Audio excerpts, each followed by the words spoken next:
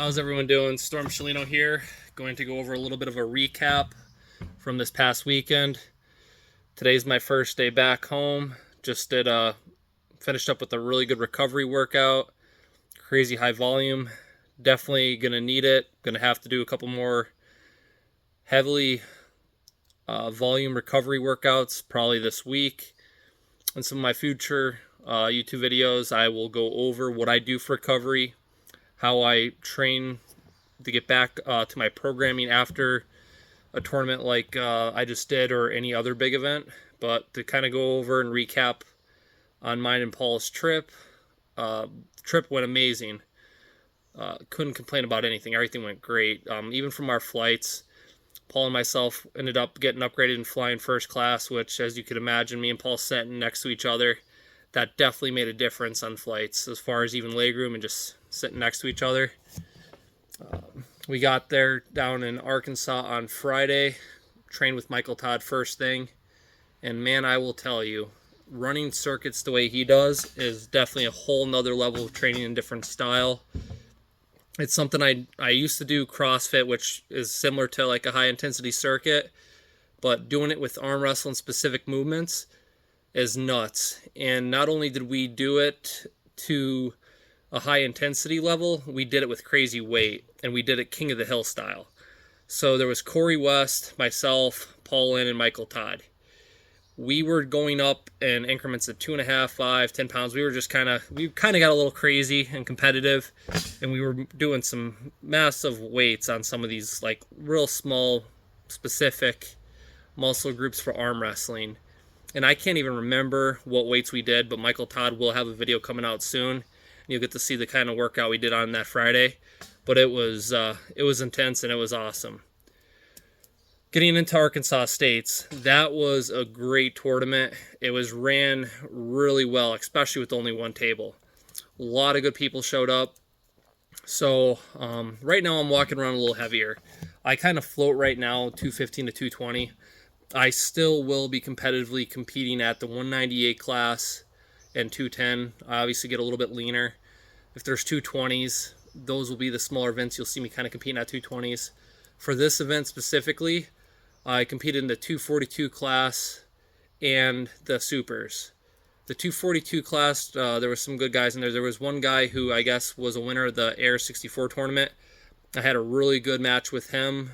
And then in the supers, I got to pull Jeremey, which that video, I'm sure you guys seen it. It's kind of gone viral. It was a great match. Definitely had a lot of, transitioning, going through it, technique, and as you could see the comments, people were mad about the King's move, about me putting my leg up on there, which later in this video I will do a step-by-step match breakdown. Paul Lynn was there and got a really good video on my phone. Once I figure out how to edit it, I'll obviously post that attached to this video. That's something that guys are gonna have to bear with me on YouTube, as I'm very new to social media, very new to editing on this stuff, so it's going to take me a little bit to get the quality of my videos up, the quality of my editing, but just bear with me. But I can't say enough good things about that kid too. Like Jeremey he's only 21 years old. He is a beast. He is actually way ahead of on his years as technique goes too. Just great arm wrestler. Unfortunately, I ended up losing on fouls. I fouled out. Obviously, anybody that loses, you'd much rather lose, by a pen than fouls. Like it just, beats you up. But overall, the kid he was on fire. Unfortunately, it did wear us both out, and we both were pretty much toasted for the rest of that supers class. But it was definitely, I believe it was the match of the whole event. Out of every match that happened there, I believe that was, without a doubt, the best match of the day. Other than Saturday, Sunday, we went right back into another workout. We did trap day with Paul Lynn, which, my traps are still sore, and I usually don't stay sore long. I'm usually pretty quick to recover. We did a few other exercises in a circuit with Michael Todd again.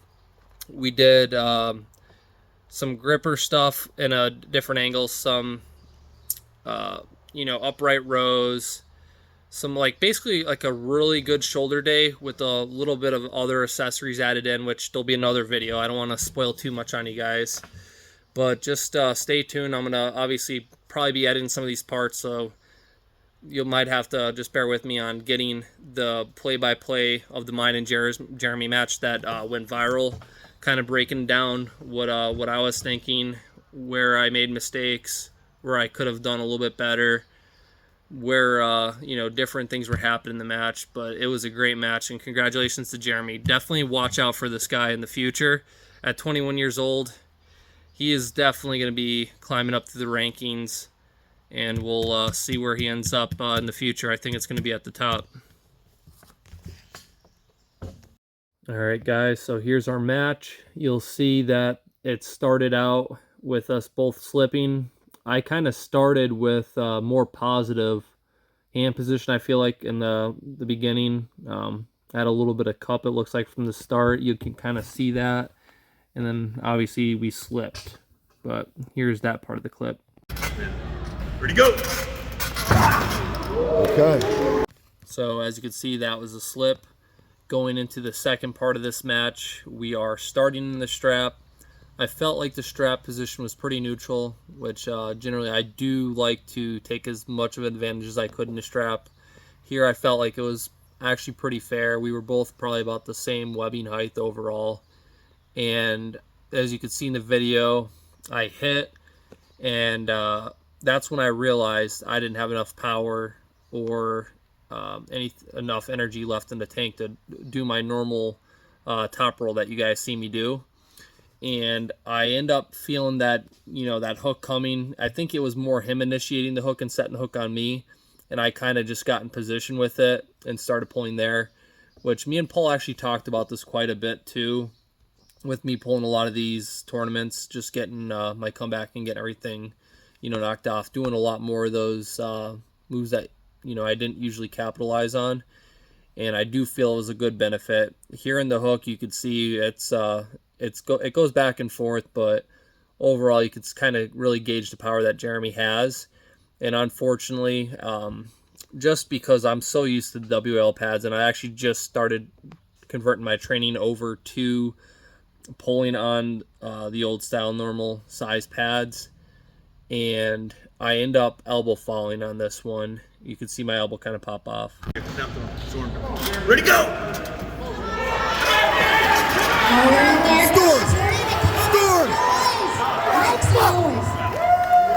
Alright guys, so as you can see there, that was kind of, the point where I realized, how much power he really had and where we were going to end up with this match. Going into this next part of the match, off the hit, we were pretty neutral on the table. I felt like I was trying to really kind of go back to what I did prior to that, where I would hit into someone's fingers and try to get a cup with some good pronation, which was stupid on my part, because I kind of knew where my strength and energy levels were at this point, and especially knowing where Jeremy kind of was. So this is a part where right after here, my feet come up, or one of my foot comes up. I start pressing off on the table, which I know that got a lot of backlash on the video that went viral. And I feel like I'm in a decent position. Right here, we're kind of centered. Then I get to a positive. I get to my side of the table, and I feel like at this point, Paulin's yelling to me, and I just wasn't really listening to him. And when he was yelling down pressure, that would have been a point that if I did listen to him, and I really, I mean down pressure, I mean in the hook, if I were to kind of just drive down like this and really get behind and sink, that could have potentially been a game changer. Obviously, with me coming back, I'm still a little bit rusty, still, having to think during the match rather than muscle memory during the transitions. And he kind of gets his king's move at this point, and that's where I feel like this match really gets interesting. So he sinks in, he gets his king's move, and that rotates my hand.